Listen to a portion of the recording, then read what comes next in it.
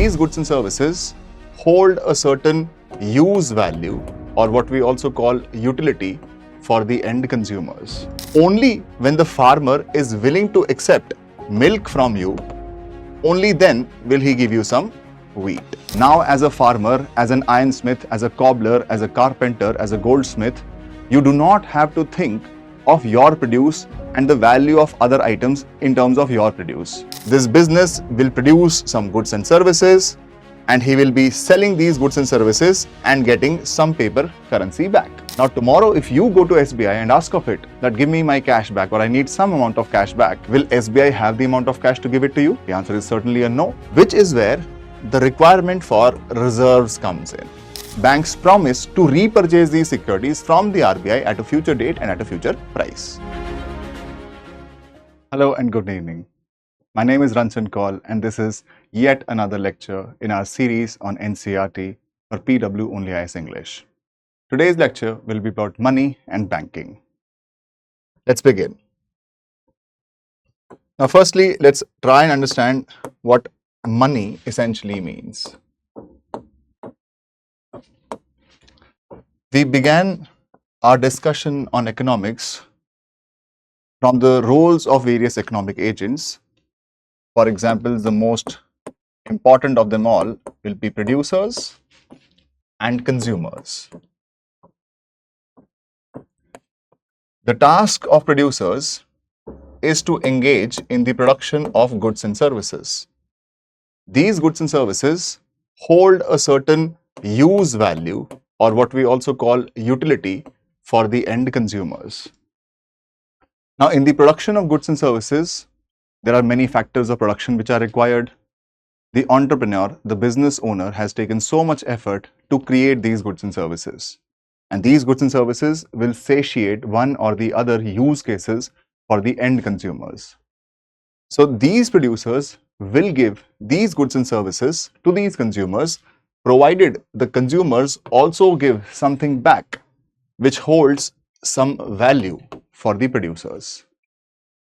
This is what is called exchange. Not only are goods and services produced, these goods and services are also consumed. But for the production and consumption to happen, there is one very important economic activity, which is that of distribution and exchange, which also has to happen. And money is essentially that commodity which facilitates this exchange process. We typically define money as something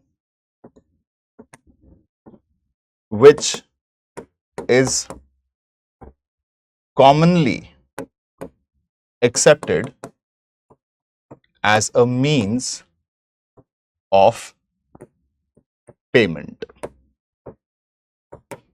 This is the definition of money. Anything which is commonly accepted as a means of payment, anything that facilitates this important economic function, one that of exchange. Now, this whole exercise is also what you can think of as trade. There are people who make things and they exchange these things in return for money. But was the concept of money always there to begin with? The answer is no. Trade predates the concept of money. In fact, this trade used to happen through a system which is what is called the barter system. What happens in the barter system? In the barter system, there is no concept of money. Why is there no concept of money? The reason is very simple, because there is nothing which is commonly accepted as a means of payment, which means goods and services are exchanged for other goods and services. You are a milkman, you want to buy some shoes from a cobbler. So you'll go to the cobbler, ask of him for shoes. The cobbler is going to ask of you, what is it that you have which could be of value to me? And you will tell him that you have milk to offer. So in exchange for your milk, the cobbler may give you shoes. In these kinds of economies, there was no single commodity, there was no single something which was commonly or universally accepted as a means of payment, and hence these economies were also called non-monetized economies.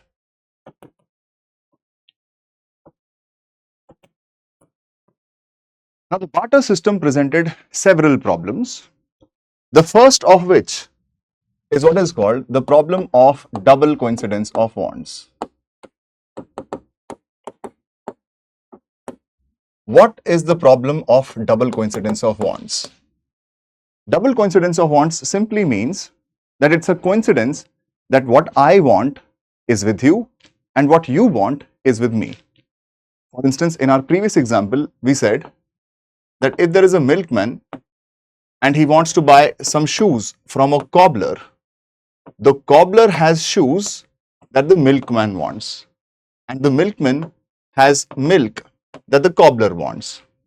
But what if the cobbler is lactose intolerant? What if the cobbler generally does not like milk? If he does not like milk or does not want to accept milk in exchange for his shoes, then there is a possibility that this transaction may not happen. Why is this transaction not happening?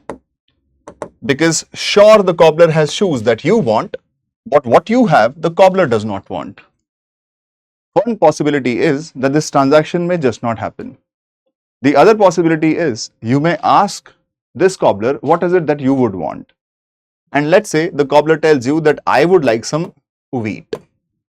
So you as a milkman will now have to go to a farmer who produces wheat, and you ask of this farmer to give you some wheat, and the farmer will of course ask you what is it that you have to offer, and you will tell him that I have milk to sell. Only when the farmer is willing to accept milk from you, only then will he give you some wheat. And then you will take this wheat to this particular cobbler and get shoes in return. Which means one possibility is simply that the transaction may just not happen. The other possibility is that this transaction may take a lot of time and a lot of cost. This is one specific problem of the barter system, which means a transaction will only and only happen if there is a double coincidence of want. What you want is with the other person, what he wants is with you. The second problem presented by the barter system is the problem of divisibility.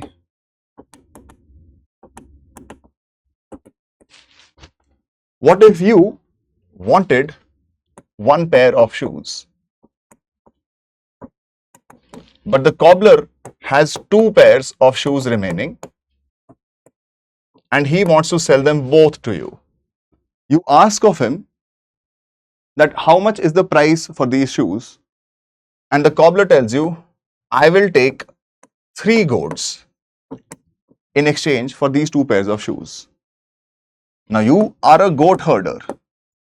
You have many goats available, but you only want 1 pair of shoes. In which case, the price of 1 pair of shoes would be 1.5 goats. Now 1.5 goats would simply mean that 1 goat will be alive and kicking. The other one will have to be cut open into half. Now you have to ask, is a dead goat the same as a living goat? This is the problem of divisibility. Some items are just not divisible, or some items, when they are divided, they tend to lose value. They are not the same as undivided items. The third problem which was presented by the barter system was the problem of perishability. Now, what exactly is the problem of perishability?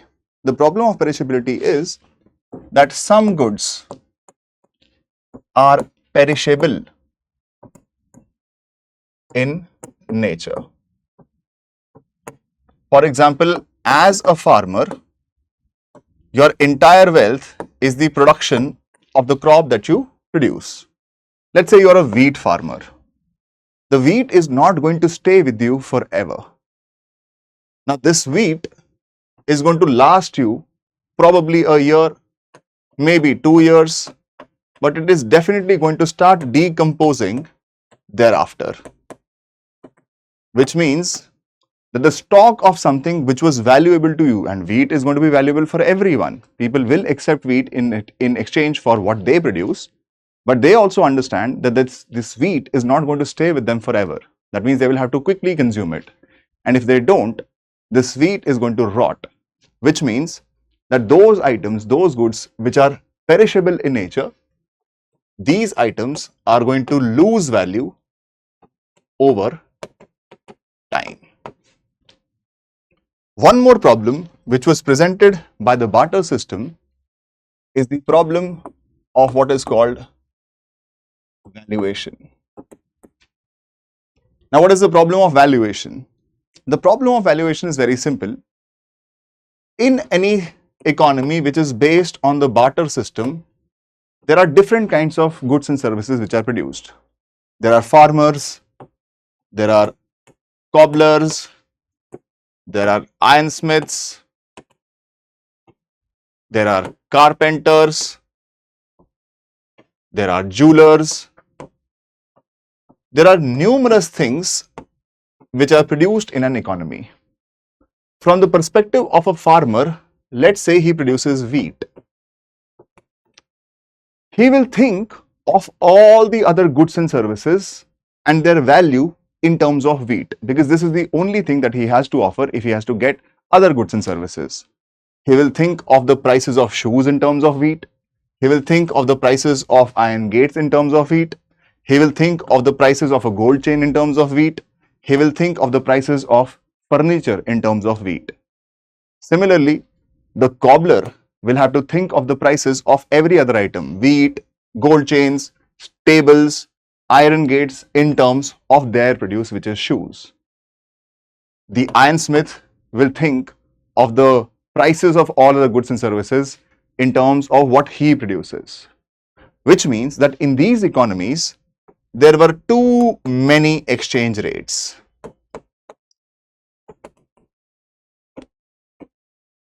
Every producer would have to think of the prices of other items in terms of what their output is. There are far too many exchange rates, which makes it very hard, very inconvenient for people to remember the value of all other items.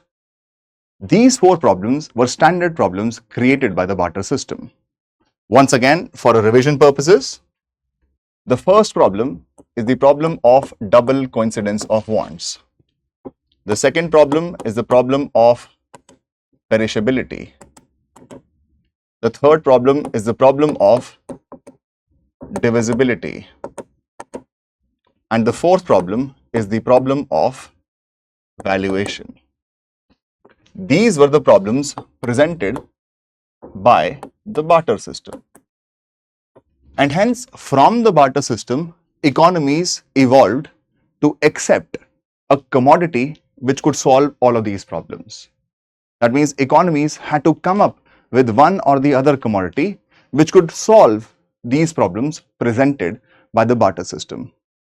The solution to these problems is what is called the functions of money. First is what is called medium of exchange. Medium of exchange solves the problem of double coincidence of wants. What is medium of exchange? Medium of exchange simply means that there is one singular commodity which is going to be commonly accepted as a means of payment. Which means now, as a farmer, as an ironsmith, as a cobbler, as a carpenter, as a goldsmith, you do not have to think of your produce and the value of other items in terms of your produce. If you have that one single commodity which is going to be accepted by everybody as a means of payment, then there is no problem of double coincidence of wants. Similarly, the second solution to the other problems of perishability, divisibility and valuation is store of value. The economies had to find such a commodity which does not lose its value when it's divided, which is also going to have a much longer shelf life than all other commodities. This is what is called the store of value, which means the item which will be chosen as money should be able to hold value for a much longer duration of time. It should be valuable today. after a month, after 3 months, after 6 months, after a year, after 2 years, 5 years, 10 years, so on and so forth. And the third solution is what is called the unit of account. This solution is the solution to the problem of valuation. If we accept one single commodity, which will be universally accepted as a means of payment, then that means that the prices of every item will have to be expressed in terms of that commodity itself. Now you do not have to think of the prices of all commodities in terms of what you produce. If you have that singular commodity, which is going to be accepted as money everywhere, then the prices of everything will be expressed in terms of that common measuring rod. Now, money, fundamentally speaking, is that common commodity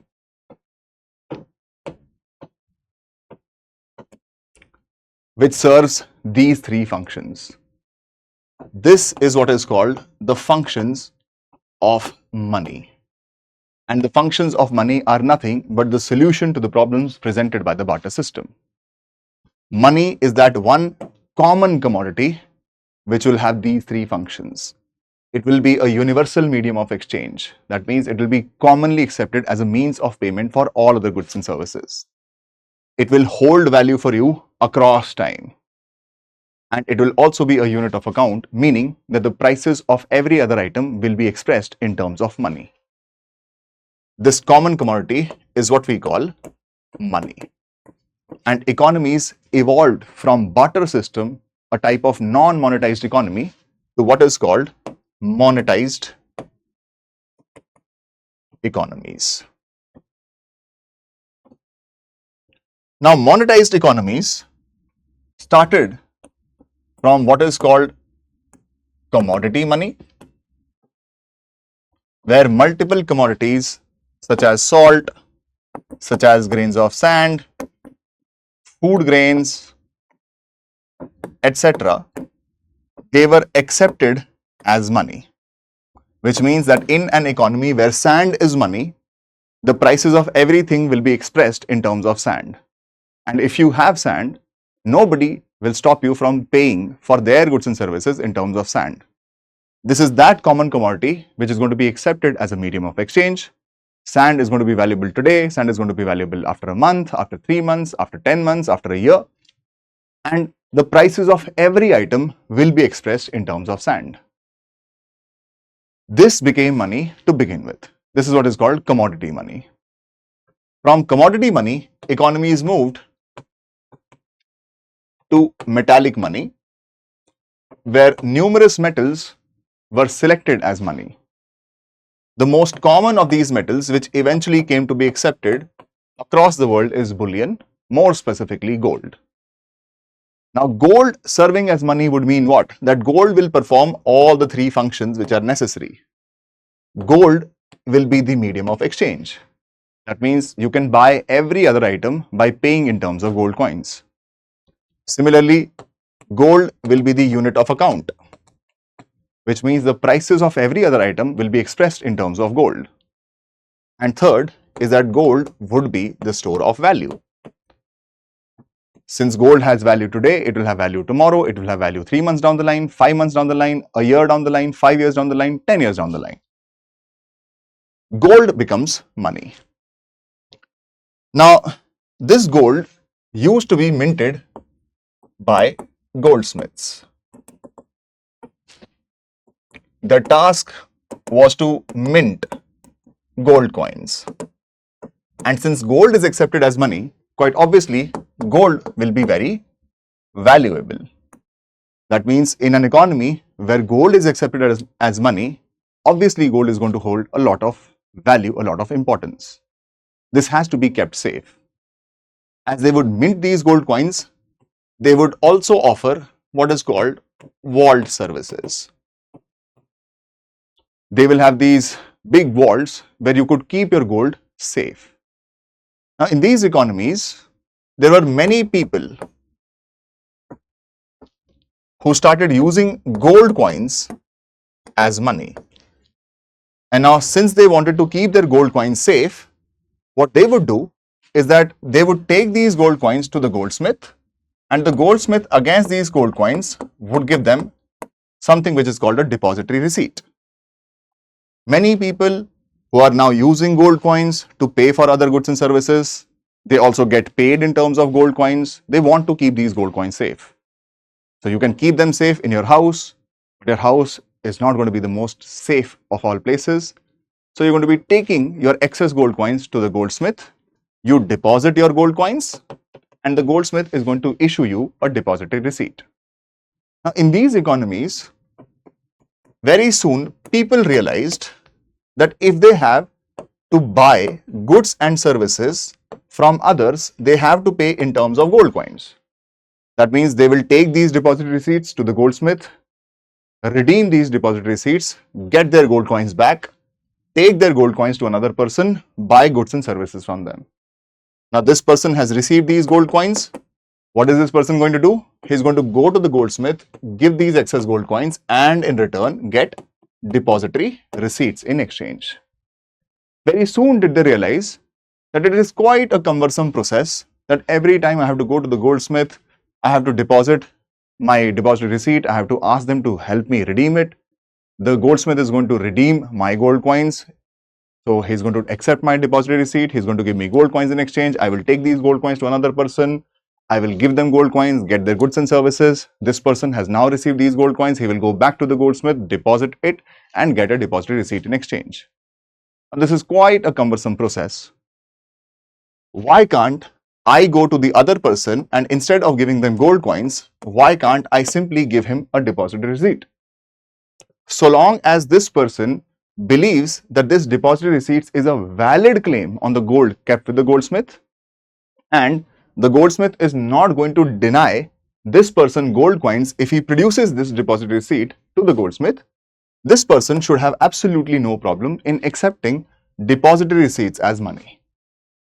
And this was the evolution of what is called paper currency. These depository receipts eventually turned into what is called promissory notes, which today serve as paper currency. Far more convenient than having gold coins. Now, during this entire process, one very interesting thing started to happen. Now, as economies moved from gold to paper currency,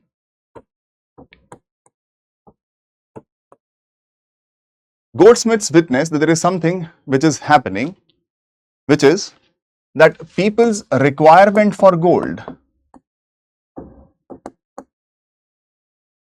is coming down. Why is the requirement for gold coming down? Because it is far more convenient to be paying for other goods and services or receiving money in exchange for your goods and services in terms of paper. You don't have to worry too much about the safety of the gold. Now, as paper currency started being accepted as money, the requirement for gold withdrawal started coming down, because now people are using this much more frequently compared to gold. Now, imagine a scenario where the goldsmith has 1,000 grams of gold kept with him by people against which he has issued depository receipts. He knows that on a daily basis, around 10% of this gold is typically withdrawn. Now, some people may still want to withdraw gold in gold format only because they may want it for a jewelry purpose, or they have to travel to any other destination which is not going to accept your paper currency as money. So they may want to withdraw gold. But as some people withdraw gold, many people come to deposit gold also. Which means so long as the goldsmith keeps this certain minimum requirement of gold reserved, he will be able to push more currency against the remaining gold. If the goldsmith knows for a fact that of all the gold that people have deposited with him, only a fraction of gold will be withdrawn on a daily basis.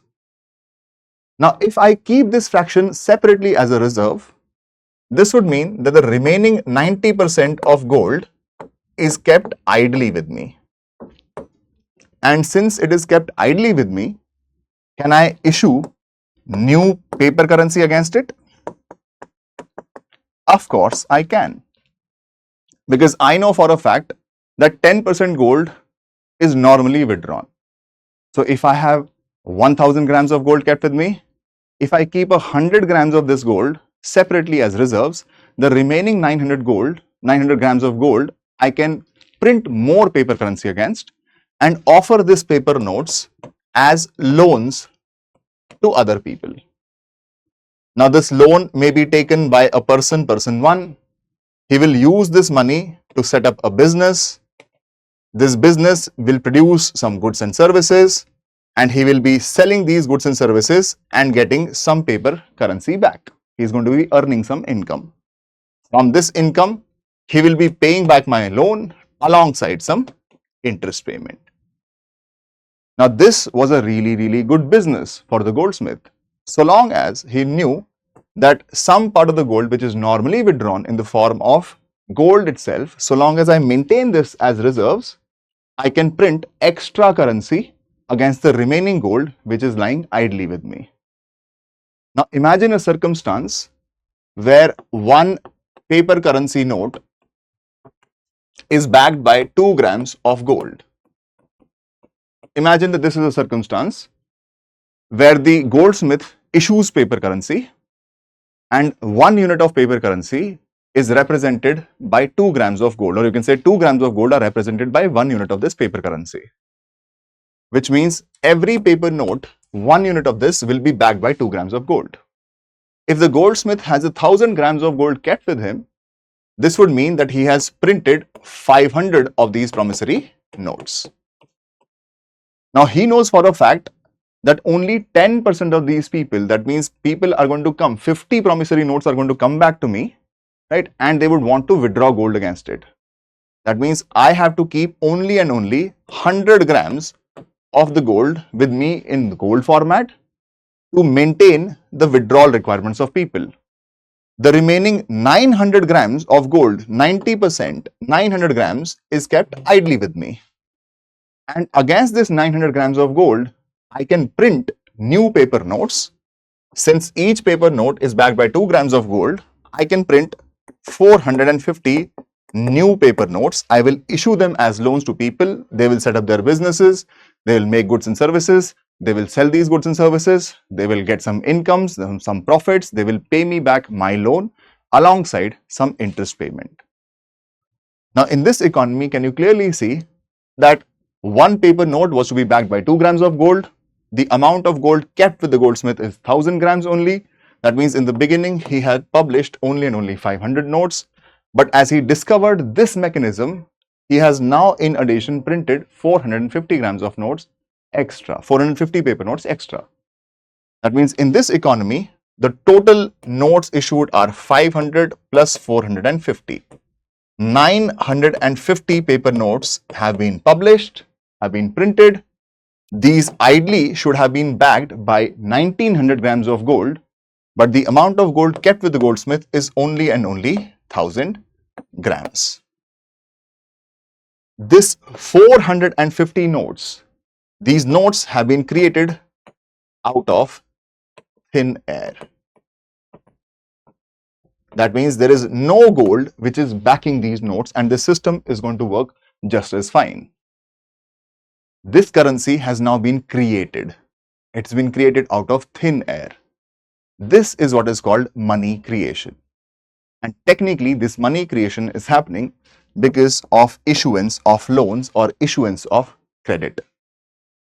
This is what is called the mechanisms of money creation, also popularly called credit creation. Get this?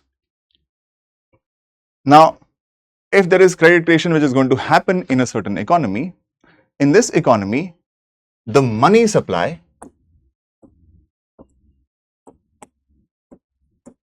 shall be affected. The more paper currency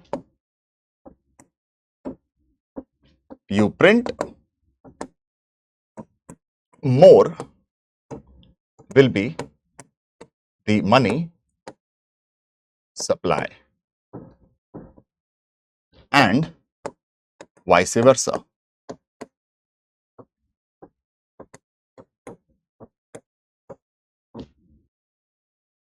Money creation starts to happen through the process of what is called credit creation.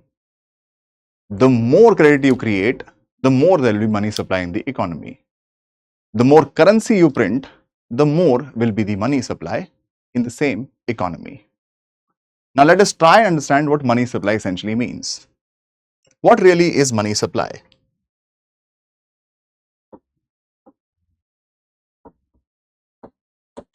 To put it very simply, money supply is defined as the total stock of money of all types, which means currency and deposits, which are held by the public at any point of time. This is how we define money supply.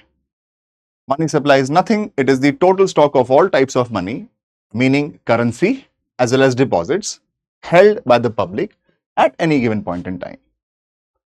Few things have to be understood here. First is currency, the other thing is deposits. Now remember this, that currency is also what is called primary money. What is currency? Currency is a specific type of money. This is what we call a specific type of money which is tangible and also a legal tender. Meaning what? Because it's a legal tender, no person can deny you payment in the form of currency. Secondly, because it's tangible, that means it is available in a physical format. For instance, the paper notes that you have is currency. The coins that you have is currency. Both of them are tangible, both of them are legal tenders. A specific type of money is what is called currency, and we call currency primary money. It is two things, it is tangible and it's a legal tender. What are deposits? Deposits are also very simple. Deposits are also called secondary money. This is nothing, this is just a balance that you see in your net banking accounts, in your UPI balance. You can say if you go to UPI where you see the, check your own balance, the number that you see, that deposit balance, this is also money. We call it secondary money. Now, why are deposits money? Deposits are money because you can also use your deposit balances to pay for other goods and services. Now, as you think of money supply, you have to first think that we are not talking just of currency, we are talking of currency as well as deposit balances held by the public. That means we are not talking about the money of the government, we are not talking about the money of the banks either at any point of time. Money supply is simply put currency plus deposits of the public.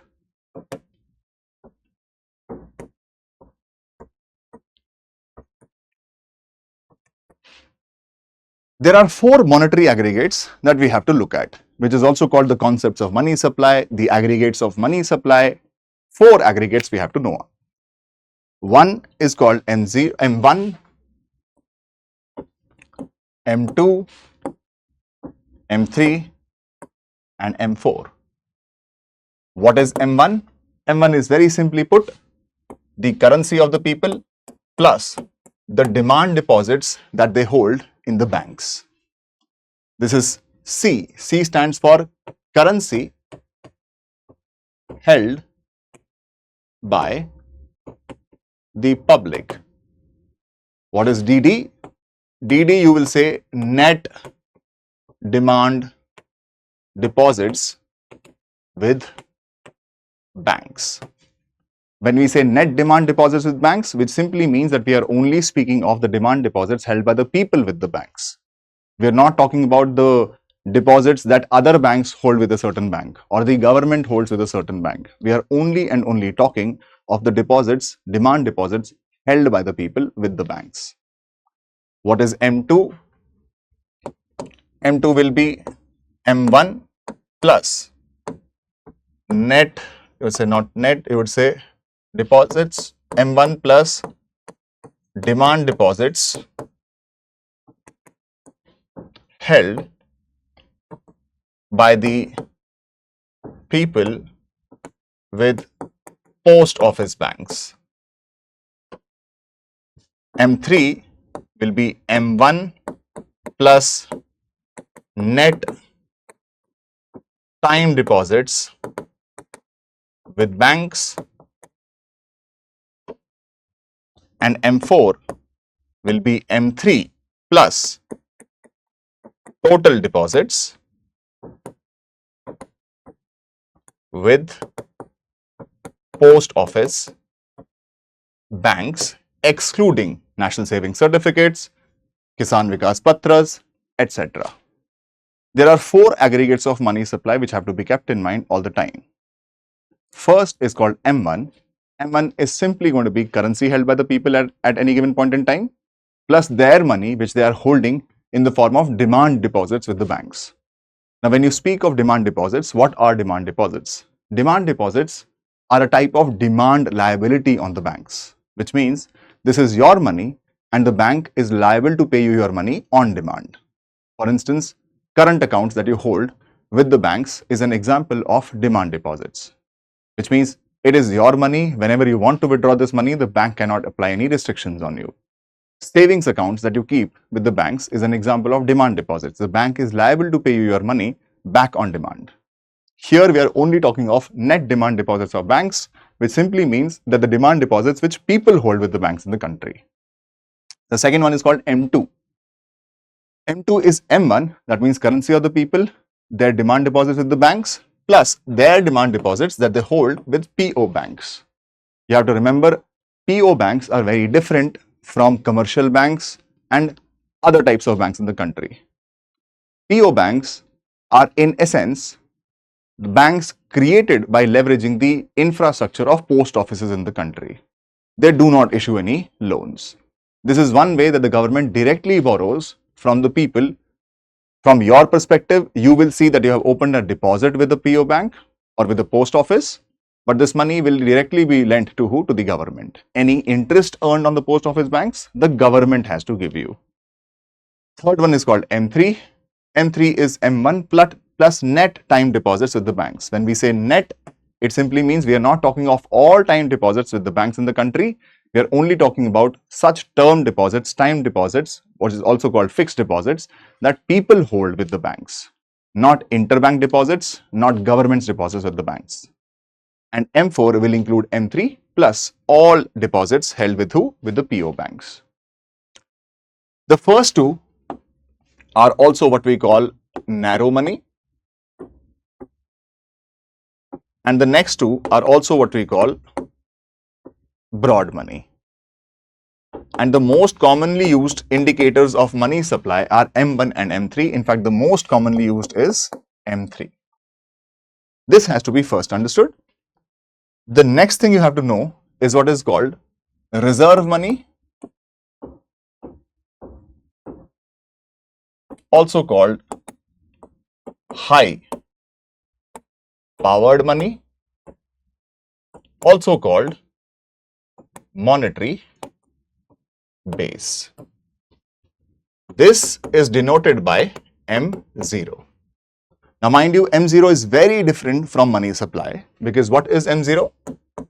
M0 is simply put all the currency in circulation at any point of time. This is simply put only and only currency which is in circulation in the economy at any given point in time. This is denoted by M0. And there is a relationship between M0 and money supply. This relationship is that money supply in an economy will be small m times M0, where small m is what is called the money multiplier, which simply means that money supply in an economy will usually be more than the amount of currency which has been printed in an economy. This happens precisely because of what is called credit creation, or what we may want to call money creation. Now, how does this simply work? Imagine that you receive rupees 10,000 in the form of cash. You go to a bank, you go to State Bank of India, and you tell the State Bank of India to open a deposit in your name. The deposit is now going to be rupees 10,000. Now, since this is a deposit with the State Bank of India, the State Bank of India will also have to give you some interest on this deposit.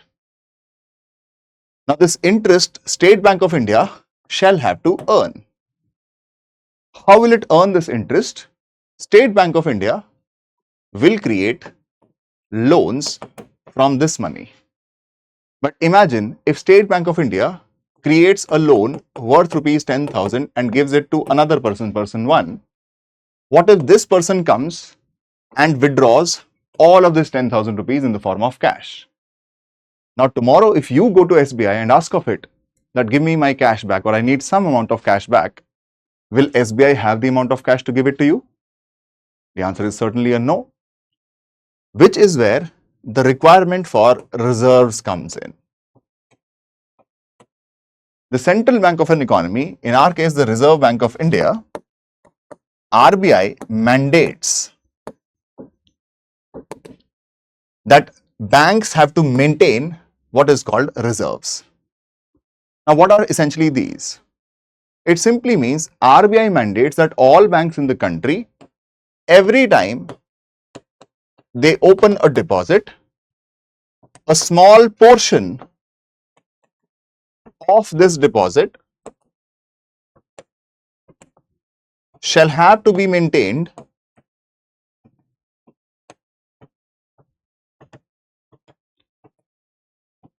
in certain prescribed formats.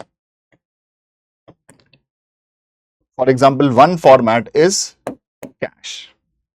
What is the requirement for this? If you can now draw an analogy between this example and this example of the goldsmith. The goldsmith had X amounts of gold kept with it, but he discovered over the course of time that all of this gold will not be withdrawn by people in the form of gold. That means, yes, there are some people who come daily, they come to withdraw some amount of gold, but there are other people also who come to deposit their gold. The amount of gold withdrawn is typically a portion of the total gold kept with me. And so long as I can maintain this proportion of gold, which is normally withdrawn in the form of gold, in what is called gold reserves, I'll be good to go. So long as I'm taking care of the gold requirements of people, which they want to withdraw in the physical format of gold, which I'm maintaining in the form of reserves, I am good to go. Replace gold here with currency and you will understand what this essentially means. What are these reserves?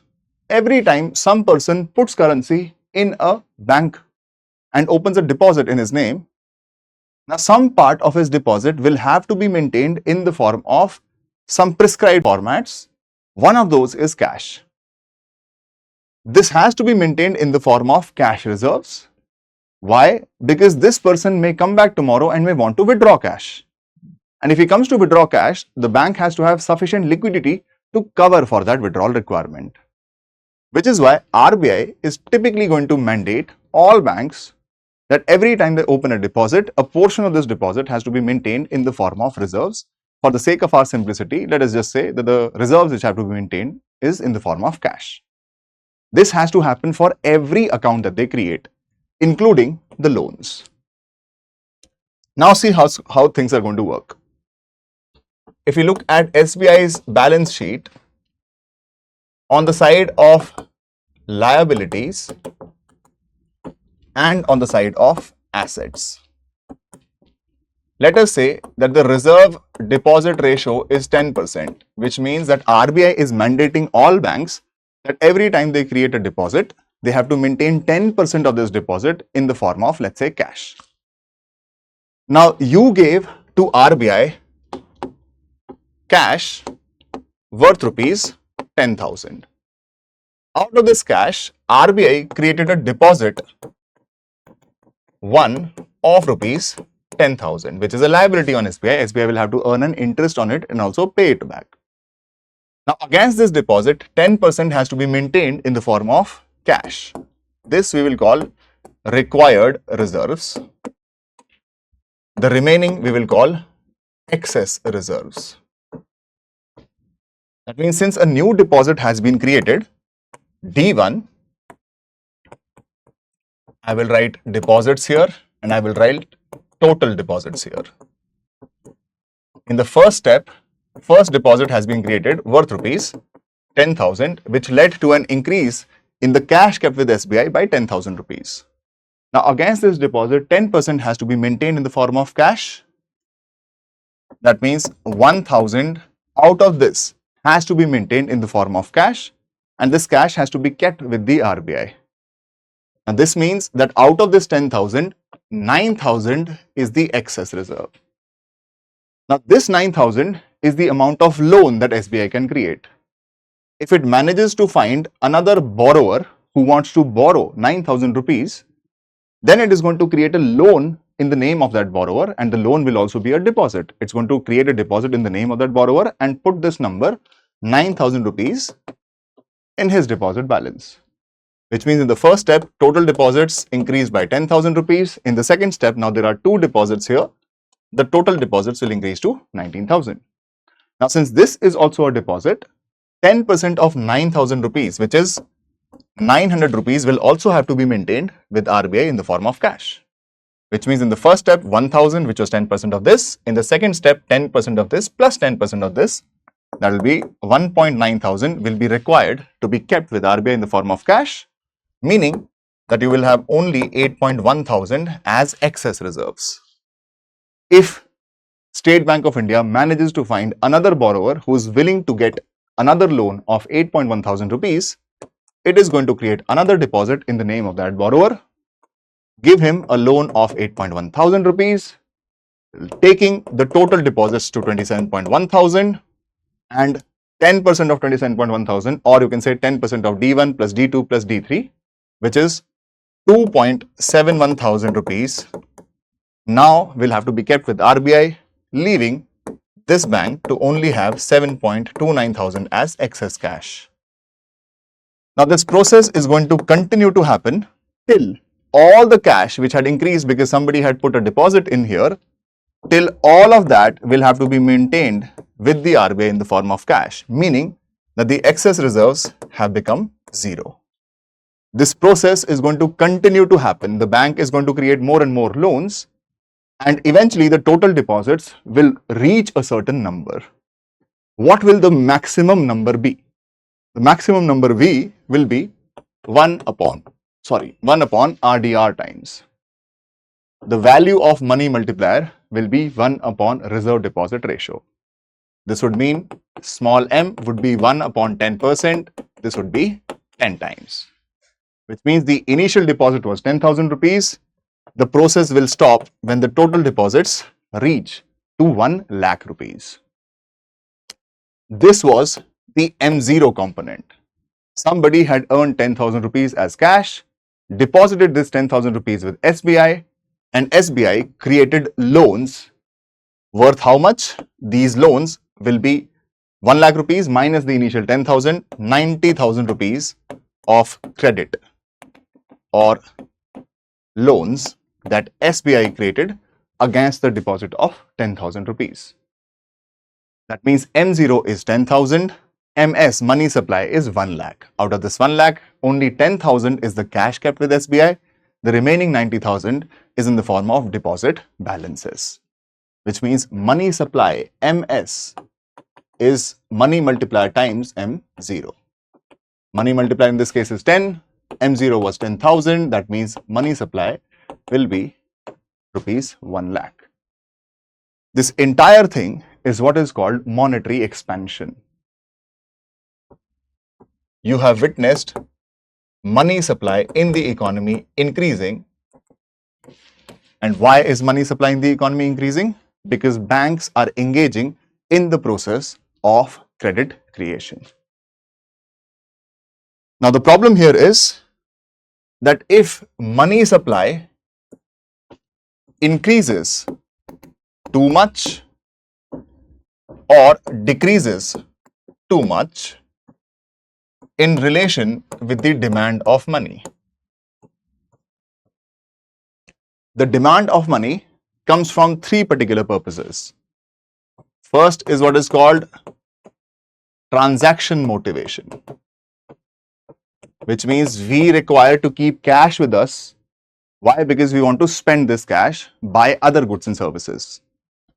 The second motivation for holding some cash on us all the time is what is called a precautionary motivation, which means we always want to keep some cash with us all the time.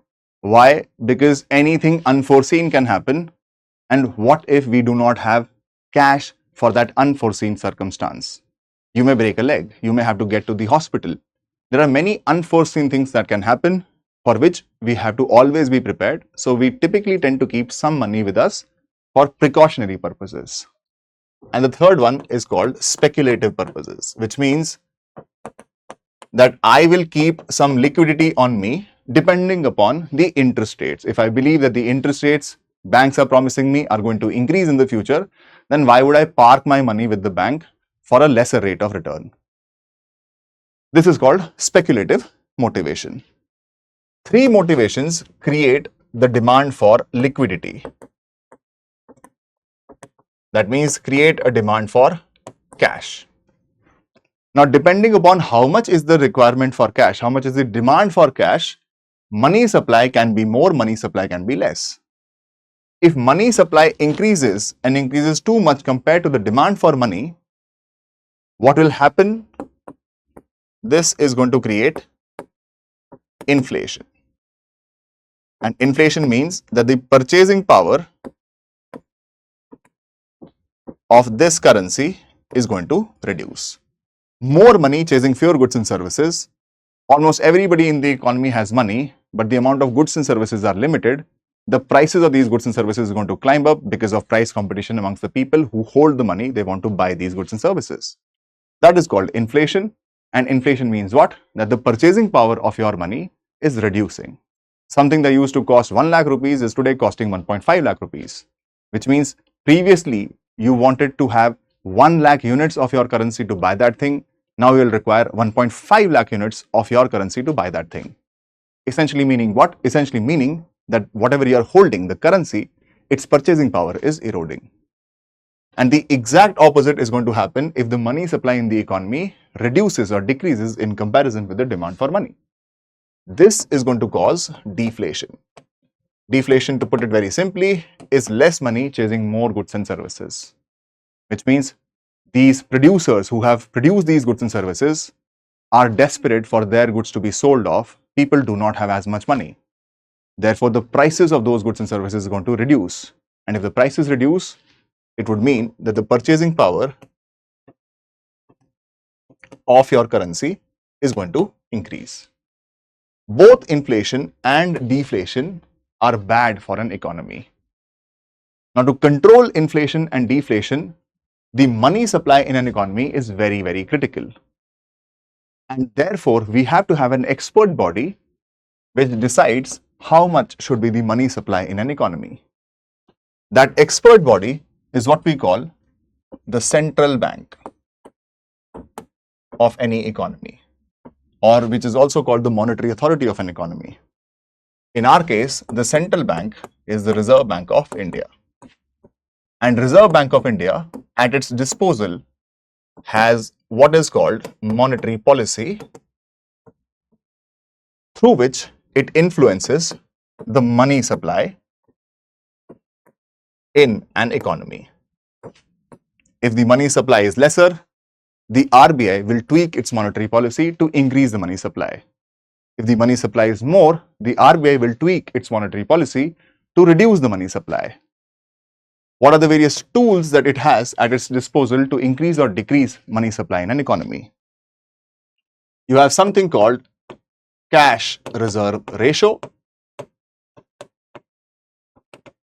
You have something called statutory liquidity ratio. Both of them combined are what we call our RDR, reserve deposit ratio, reserve requirements. Cash reserve ratio is a proportion of the net demand and time liabilities of banks. That means the demand deposits of public with the banks and the time deposits of public with the banks. A portion of these demand and time liabilities has to be maintained at all times in the form of cash. With who? With the RBI. A certain percentage of a bank's net demand and time liabilities has to be maintained on a daily basis in the form of cash. With who? With the RBI. That is called CRR, cash reserve ratio. Similarly, a certain proportion of a bank's net demand and time liabilities have to be maintained, this time not with the RBI, this time with itself, at all times in the form of either cash, gold or government securities. That part is called SLR, statutory liquidity ratio. Both of them combined are RDR. And you can simply imagine that money supply equals small m times M0, where small m is 1 upon RDR, which means if the reserve requirements increase, if the RBI tells the banks to maintain a greater proportion of deposits in the form of cash or in the form of SLR, money supply in the economy should reduce. If RDR increases, money supply should reduce. If RDR reduces, money supply should increase. This is one way the RBI can control the money supply in an economy, by increasing or decreasing the reserve requirements. The other tools available to the RBI are what is called repo rate. What is repo rate? Repo rate is a mechanism through which banks borrow money from the RBI in the short term. In this case, what banks do is banks go to the RBI, banks offer some G-Secs to the RBI, government securities to the RBI, and against these government securities, RBI gives some lending to the banks. But because the name is repurchase obligation, it means the moment banks sell these government securities to RBI, at the very same moment, banks promise to repurchase these securities from the RBI at a future date and at a future price. Obviously, the future price has to be higher than the current price. The difference between future price and the current price is going to determine what the repo rate is. There is one more mechanism which is called reverse repo rate. And what is reverse repo rate? Exactly the opposite of this. This time, RBI sells securities, G-Secs, to the banks, and because RBI is the seller of securities, the repurchase obligation is borne by the RBI, that it will buy these securities back from the banks at a future date and at a future price. Repo mechanism is a mechanism through which RBI injects liquidity or cash into the system, and reverse repo mechanism is a mechanism through which RBI absorbs this excess liquidity from the banks. There is one more rate which is called the marginal standing facility rate.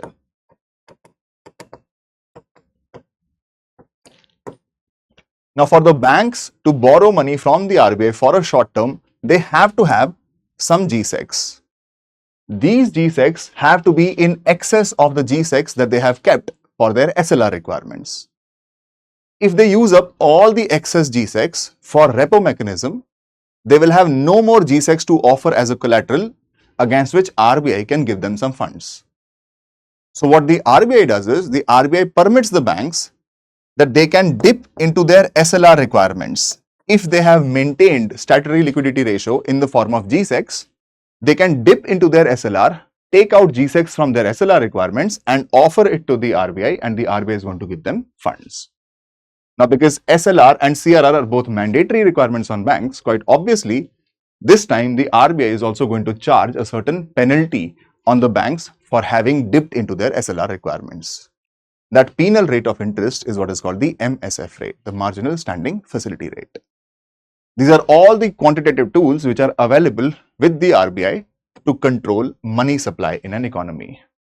And this is a policy prerogative of the central bank, the Reserve Bank of India, which is what we call monetary policy. With that, the discussion on money and central banking is over. I hope you had a good time.